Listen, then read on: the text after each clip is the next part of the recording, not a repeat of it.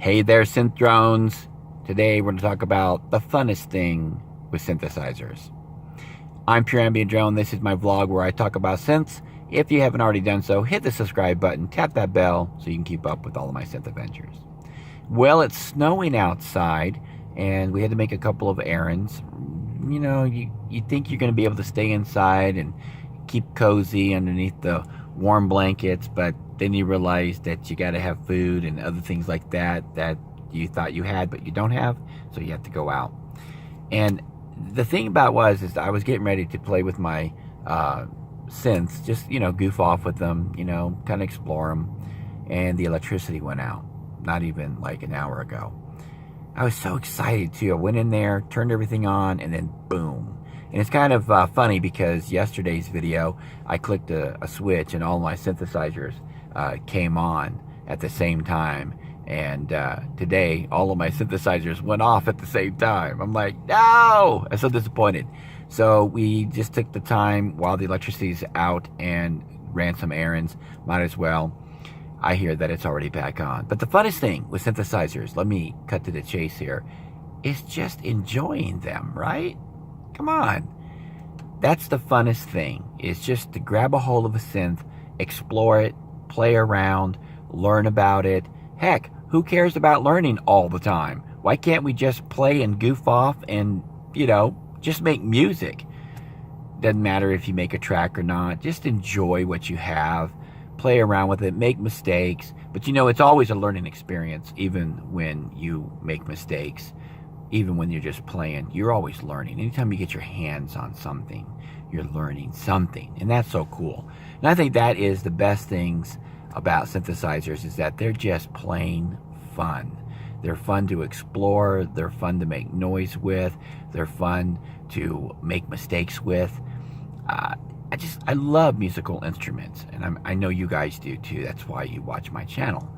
And it's just sometimes it's disappointing that I don't get enough time with my synthesizers as I would like to. And what I mean by time is I work on my synths. I have to make money to pay the bills, and I don't always get to explore. And this morning I was going to get a chance to explore, and then the power went out, and that's no fun.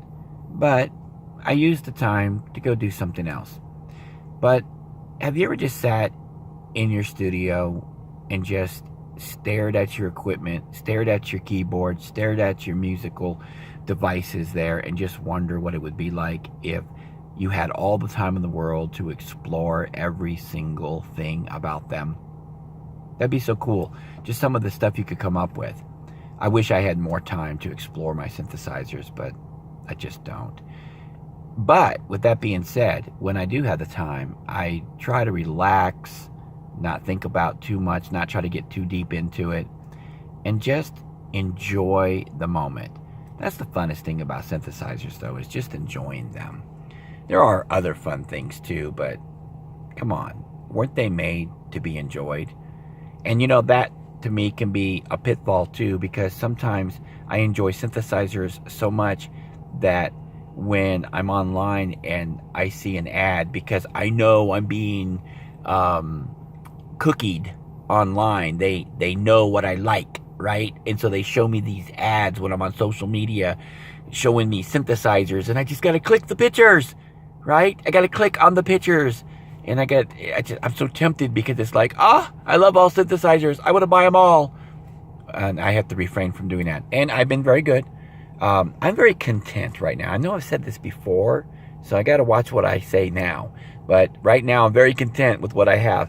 I'm enjoying my synthesizers. I'm enjoying my setup. I like the fact that I got my stuff going in a workflow in such a way that I don't have to scramble and look around for things.